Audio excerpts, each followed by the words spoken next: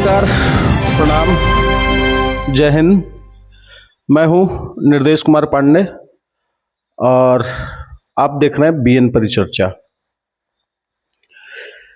जब आप नेताओं के किसी भाषण को सुनते हैं तो उसमें सबसे अधिक अगर किसी की बातें होती है तो वो है गरीब, है ना।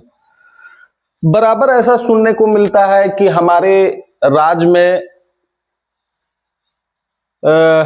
राजा का बेटा राजा नहीं बनेगा, गरीब तबके का हम विकास करेंगे।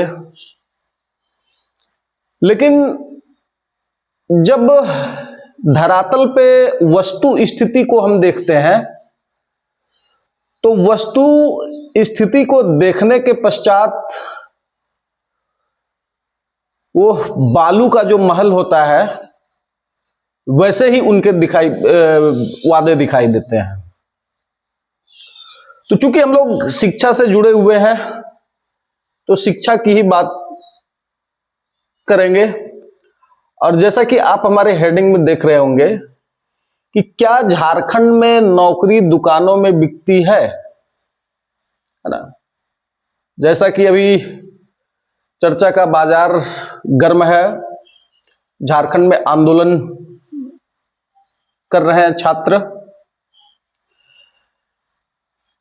और मैं सरकार से भी आग्रह करता हूं कि इसको पॉजिटिव वे में लेते हुए और इस पर त्वरित कार्रवाई करें और सबसे पहले, है ना, इसका जवाब सामने आकर दें। क्योंकि झारखंड में परीक्षाओं का इतिहास जब हम देखते हैं तो हम लोगों को पता चलता है कि सबसे पहले झारखंड में जो पेपर लीक वगैरह उजागर हुआ था, परीक्षा में अनियमितता हुई थी, तो 2005-06, है ना, उस समय अर्जुन मुंडा की सरकार थी और बीच में 10 दिन के लिए शिबू सोरेन मुख्यमंत्री बने थे और उसमें कई बड़े चेहरों का नाम आया था, यहां तक कि जेपीएससी अध्यक्ष, है ना, दिलीप कुमार प्रसाद मुख्य आरोपी बनाए गए थे। उन्होंने गलत तरीकों से अपने सगे संबंधियों, बेटा बेटी, भतीजा, भाई इत्यादि को नौकरी दी, अयोग्य होते हुए भी, है ना। तो पुराना इतिहास रहा है। लेकिन सबसे ज्यादा अनियमितता और पैसों का खेल अगर किसी सरकार में हुआ है तो वो हेमंत सोरेन सरकार में हुआ है ना। जहां तक परीक्षा लीक की बात है वो तो खैर गलत है ही, लेकिन यहां पे परीक्षा लीक नहीं बल्कि ऐसी भी घटनाएं उजागर हुई है कि अभ्यर्थियों को कहा जाता था कि आप पेपर को पूरा व्हाइट छोड़ दें, बाकी सारा काम हम देख लेंगे, है ना। ऐसा कहा जाता था। 20 लाख 30 लाख में सेटिंग होती थी और कुछ पैसा पहले एडवांस ले लिया जाता था और कुछ पैसा परीक्षा के बाद लिया जाता था। ये सभी गूगल पर उपलब्ध है, आप इसको देख सकते हैं, है ना। ऐसे ही इतिहास को जब हम याद करते हैं तो एक हमारे जेपीएससी के हुए थे सदस्य गोपाल प्रसाद सिंह, शांति देवी और राधा गोविंद सिंह नागेश, ऐसे करके। गोपाल सिंह का कोई बेटा था, नाम नहीं याद आ रहा है, कुंदन सिंह ऐसे करके कुछ नाम था शायद, है ना। क्या हुआ था कि उन्होंने मात्र 19 क्वेश्चन बनाया था और उनको मिले थे पूरे 88 नंबर, 88 मार्क। अब आप सोचिए कि अयोग्य होते हुए भी, है ना, वो नौकरी में काम कर रहा है और जिनके अंदर योग्यता है। हमारे 2-3 दोस्त हैं, है ना। एक दोस्त, एक परम मित्र हमारे हैं, वो बता रहे थे, वो अपना नंबर भी दिखाए कि यार 2-4 नंबर के लिए हम मिस कर गए। अब आप सोचिए कि उन्होंने कोई कसर नहीं छोड़ा था, है ना, और बिल्कुल भरपूर तैयारी की थी उन्होंने, और तैयारी करने के पश्चात भी वे नौकरी नहीं ले पाए। लेकिन एक थोड़े दिन के पहले एक कोई पकड़ाया था कहीं का, नाम नहीं याद आ रहा, उसका जब हैंडराइटिंग मैंने देखा तो दूसरी और तीसरी कक्षा में पढ़ने वाले विद्यार्थियों से भी बदतर उसकी हैंडराइटिंग थी, है ना, और वो ऑफिसर के पद पे कार्यरत है। तो कहने का मतलब यही है कि कहीं ना कहीं पैसे के बल पर योग्यता को दबा दिया जाता है, चाहे वो नीट का एग्जाम हो, चाहे वो जेएसएससी सीजीएल हो, जेपीएससी हो, है ना। आदमी क्यों पढ़ेगा? पढ़ाई करने का क्या फायदा? जब आप झारखंड में रहते हैं तो इसका मतलब सीधा है कि दुकान खुला हुआ है, आप दुकान में जाइए और नौकरी ले लीजिए, है ना। सबसे हास्यास्पद बात मैं आपको बताता हूं कि जब जेएसएससी सीजीएल की बात आती है तो जेएसएससी सीजीएल का कई वर्षों तक केस चला, उसका रिजल्ट पेंडिंग था, और मैं बताता हूं कि हाई कोर्ट में गया ये केस, और दिसंबर 2025 में हाई कोर्ट ने क्लीन चिट दे दिया इसको, है ना, जेएसएससी सीजीएल को। सिर्फ शायद जहां तक मुझे याद है कि 10 अभ्यर्थी जो शक के दायरे में थे उनके रिजल्ट को रोका गया, बाकी 1990 से करके 1990 अभ्यर्थियों का रिजल्ट दे दिया गया, है ना। लेकिन बाद में जब उसकी सिर्फ हाई कोर्ट नहीं, सुप्रीम कोर्ट ने भी, है ना, शायद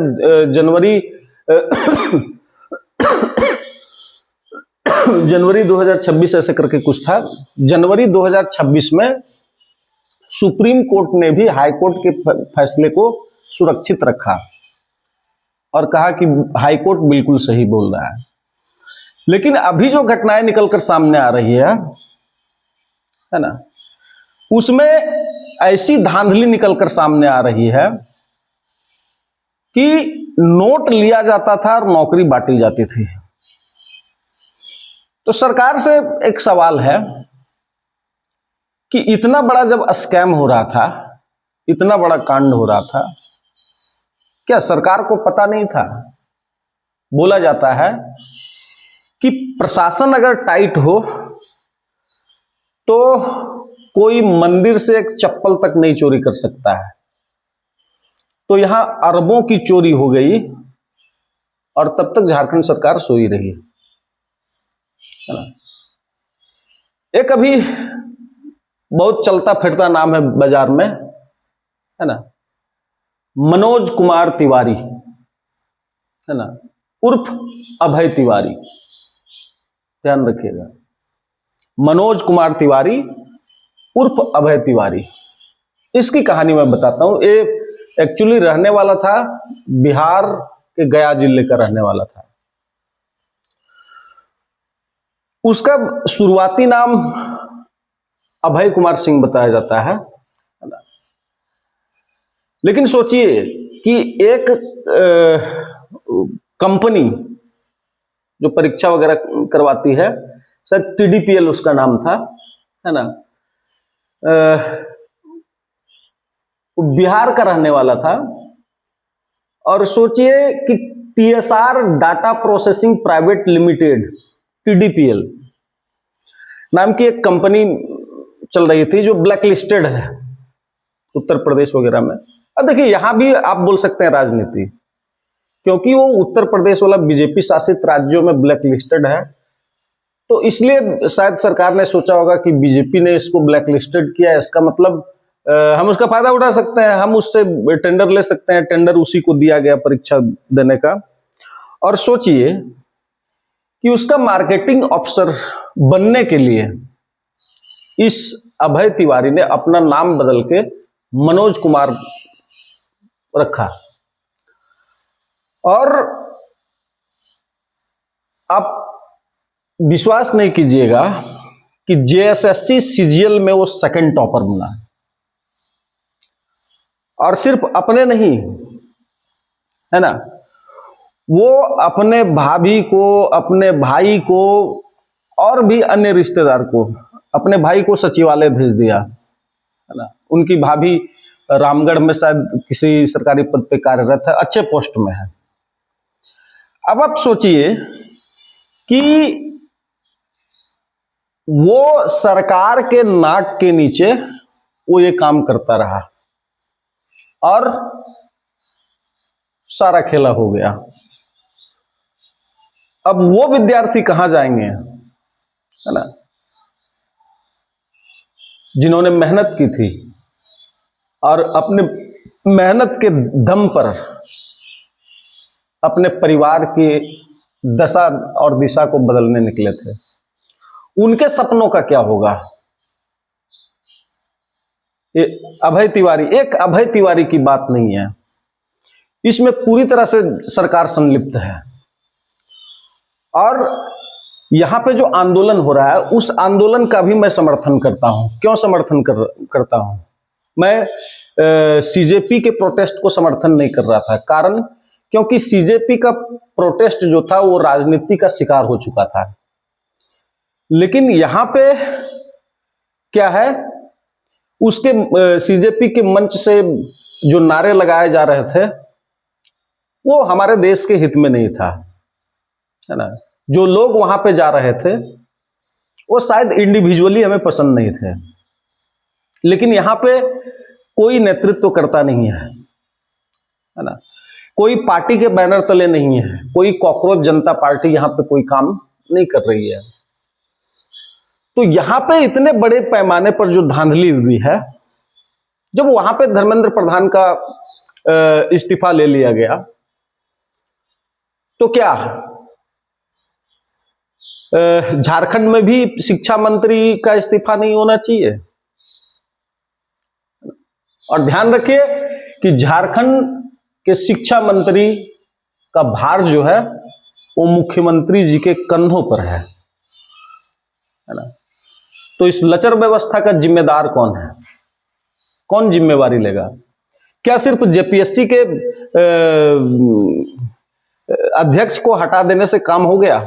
कौन सी परीक्षा में गड़बड़ी नहीं हुई है? सहायक आचार्य 15-15 लाख 20-20 लाख रुपया में बिका हुआ है। अभी जब परत खुलेगा ना, सीआईडी और जांच अगर कर ले, तो झारखंड में एक भी नौकरी सही तरीके से आने की वाइट तरीके से नहीं हुई है बिना पैसों की, जहां तक हमें लगता है, ऐसी आशंका है।